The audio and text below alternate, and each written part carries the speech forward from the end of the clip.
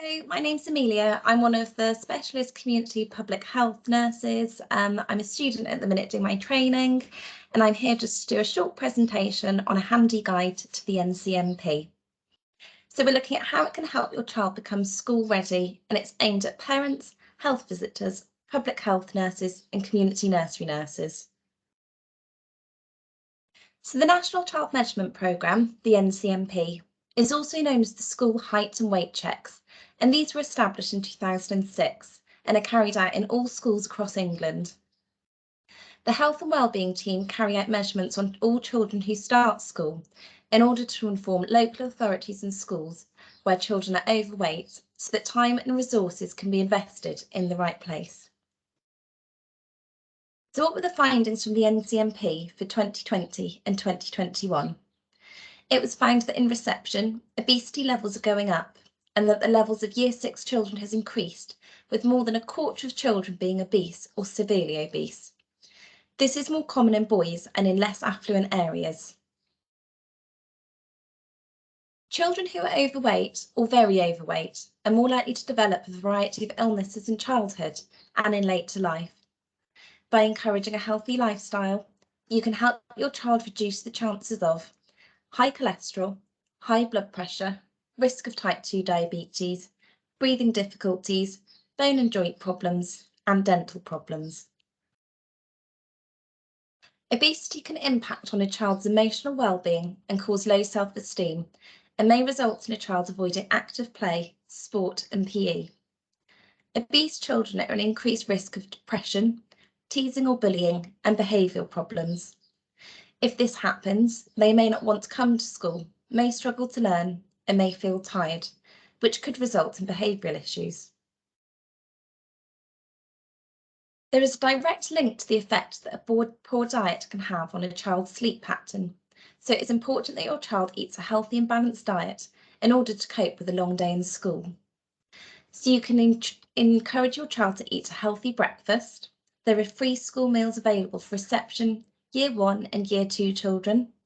You can provide a healthy lunchbox, encourage drinking plenty of fluids and snacks. Don't just stop them, swap them. In order for your child to cope with the school day, they must have a good sleep routine. You should be keeping a consistent nighttime routine, avoiding sugary food or drinks before bedtime. Have a nice, warm, calming bedroom for them. Give them a warm bath before bed. You can read books or storytelling in their own bed, and avoiding any TV or electronic devices for 1 hour before bedtime. Children aged between 4 and 5 should have 10 to 13 hours of sleep every night. A healthy, balanced diet can also help to avoid dental problems. The Faculty of Dental Surgery says, as well as being painful, dental problems can impact on children's ability to sleep, socialise and concentrate in class. You can help this by avoiding sugar-sweetened drinks.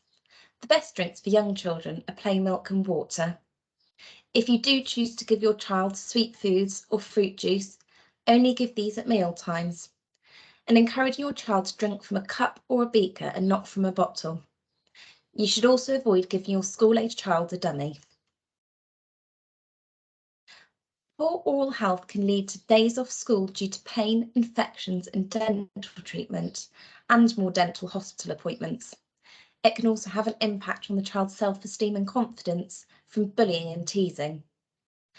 Almost 9 out of every 10 hospital tooth extractions among children aged between 0 to 5 years are due to preventable tooth decay, and tooth extraction is still the most common hospital procedure in 6 to 10-year-olds.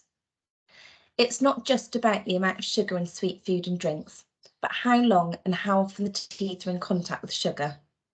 Lollipops and sweet drinks in a formula bottle are particularly damaging because they bathe the teeth in sugar for long periods of time.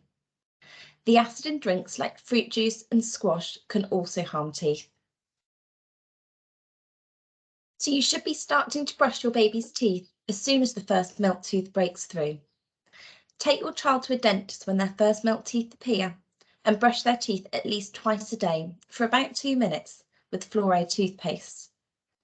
Make sure you're brushing their teeth last thing at night and at least one other time during the daytime, and brushing should be supervised by a parent or carer.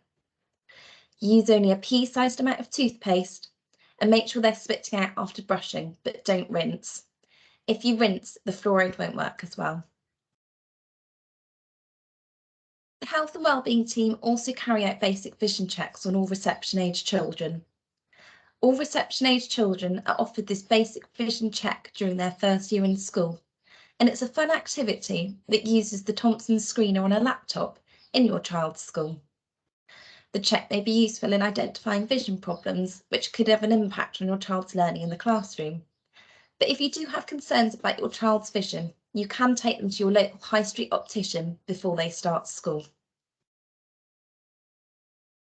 So this web page is a fantastic resource for you to use with the whole family.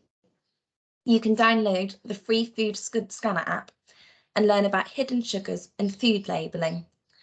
There's lots of fun games and activities, and also a sugar calculator that can be used.